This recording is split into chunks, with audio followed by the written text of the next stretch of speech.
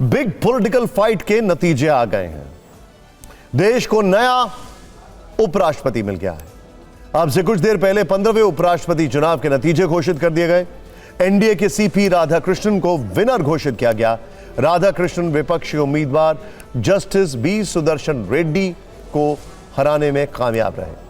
संख्या बल के आधार पर सीपी राधाकृष्णन की जीत पहले से तय मानी जा रही थी, लेकिन विपक्ष ने जिस तरह से अपने उम्मीदवार के पक्ष में मजबूत फील्डिंग की, उससे चुनाव दिलचस्प हो गया। उपराष्ट्रपति चुनाव में कुल 768 वोट थे, जिनमें से 767 सांसदों ने अपने मत का प्रयोग किया, यानी लगभग 100% मतदान। इसमें से एनडीए के सीपी राधाकृष्णन को 452 वोट मिले, जो उम्मीद से ज्यादा है, जबकि इंडिया गठबंधन के उम्मीदवार जस्टिस बी सुदर्शन रेड्डी को 300 वोट है। जितनी वोटिंग हुई उस आधार पर बहुमत का आंकड़ा 385 का बनता है, यानी एनडीए को बहुमत से 68 वोट ज्यादा मिले। चुनाव अधिकारी ने बताया है कि कुल 767 वोट पड़े हैं, जबकि जिनमें 752 वैध हैं, जबकि 15 अमान्य करार दिए गए। अगर संख्या बल के आधार पर देखें तो एनडीए को जितनी उम्मीद थी उससे ज्यादा वोट मिले, जबकि विपक्ष अपने अनुमान से पीछे रह गया, या यूं कहें कि विपक्ष अपने सांसदों को शायद एकजुट नहीं रख पाए और अंतरात्मा की आवाज पर कई सांसद सरकार के पक्ष में चले गए। क्रॉस वोटिंग हुई है। एनडीए का तय नंबर गेम 438 था, यानी उसके इतने वोट पक्के थे, जबकि उसके उम्मीदवार को 452 सांसदों का साथ मिला, जो कि अनुमान से 14 वोट ज्यादा है। वहीं विपक्ष के 315 वोट तय थे, लेकिन उसके उम्मीदवार को 300 वोट मिले, यानी उम्मीद से 15 वोट कम हो गए। यानी इस चुनाव में क्रॉस वोटिंग हुई है, जिसमें सरकारी पक्ष को 14 वोटों का सीधा फायदा है। सूत्रों से पता चला है कि महाराष्ट्र और झारखंड के कुछ सांसदों ने क्रॉस वोटिंग की है। सीपी राधाकृष्णन महाराष्ट्र के राज्यपाल हैं, उससे पहले वो झारखंड के राज्यपाल थे। इस आधार पर बीजेपी शीर्ष नेतृत्व ने दोनों राज्यों के राजनीतिक दलों को एनडीए के उम्मीदवार के पक्ष में वोटिंग करने का आग्रह किया था। राजस्थान के भी कुछ सांसदों के क्रॉस वोटिंग में शामिल होने की संभावना। आज सुबह 10 बजे संसद में इसके लिए वोटिंग शुरू हुई थी। संसद भवन के कमरा नंबर 101 में मतदान केंद्र बनाया गया था। प्रधानमंत्री मोदी ने सबसे पहले मतदान किया। पीएम मोदी ने केंद्रीय मंत्री किरेन रिजिजू, अर्जुन राम मेघवाल, जितेंद्र सिंह और एल मुरुगन के साथ अपना वोट डाला। पीएम मोदी के अलावा गृह मंत्री अमित शाह और रक्षा मंत्री राजनाथ सिंह भी वोट डालने पहुंचे। सत्ता पक्ष के तमाम दिग्गजों ने इसी तरह आकर मतदान किया। वहीं विपक्ष भी मजबूती से वोटिंग के मैदान में जुटा रहा। नेता प्रतिपक्ष राहुल गांधी, सोनिया गांधी और उनकी सांसद बेटी प्रियंका गांधी ने भी अपने मत का प्रयोग किया। वैसे तो इस चुनाव में कुल 781 वोटर थे, लेकिन बीजू जनता दल, बीआरएस और अकाली दल चुनाव में शामिल नहीं हुए। इसके अलावा एक निर्दलीय सांसद ने भी हिस्सा नहीं लिया।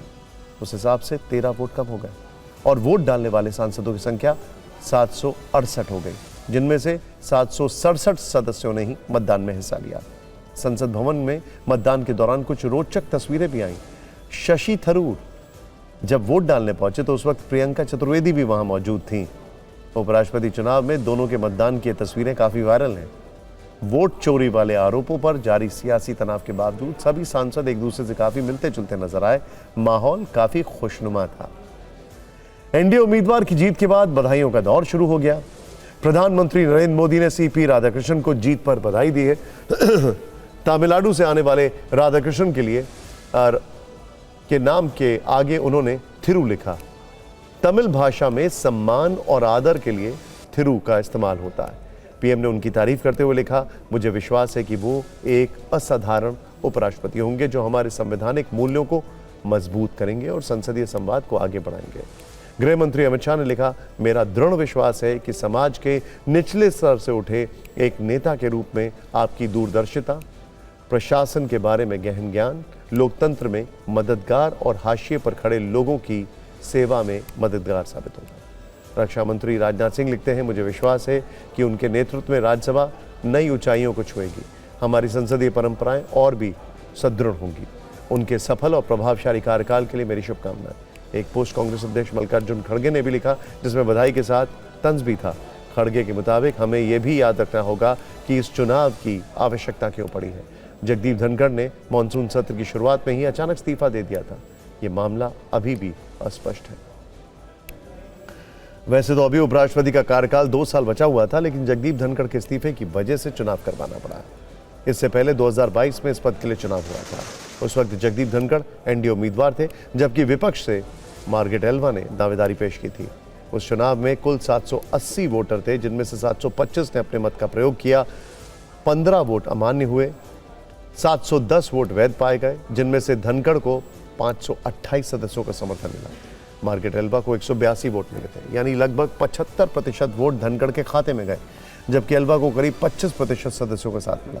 अगर 2022 के चुनाव के आधार पर देखें तो विपक्ष की हार जरूर हुई है, लेकिन पिछली बार से प्रदर्शन बेहतर है। विपक्ष का वोट प्रतिशत थोड़ा बड़ा है। इस बार के चुनाव में सीपी राधाकृष्णन को कुल वोटिंग का 60% वोट मिला है, तो वहीं जस्टिस रेड्डी को मतदान में शामिल 40% सांसदों का साथ मिला है।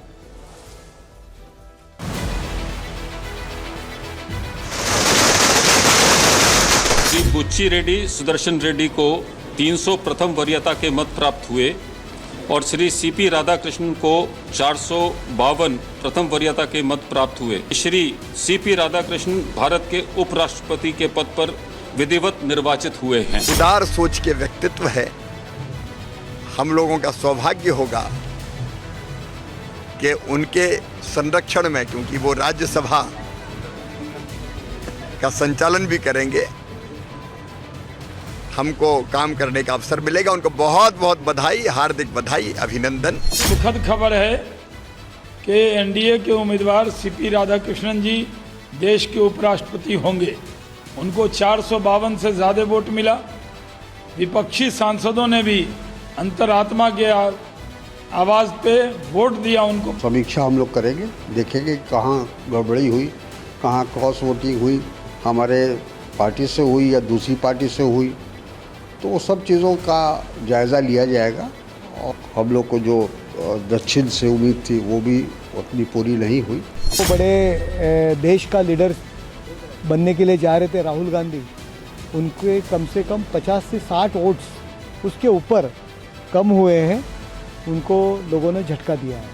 152 मतों से जीत के हमने बता दिया कि इस संसद में एनडीए कितना डोमिनेटिंग है। उपराष्ट्रपति चुनाव में आज झटका शब्द भी ट्रेंडिंग में रहा है।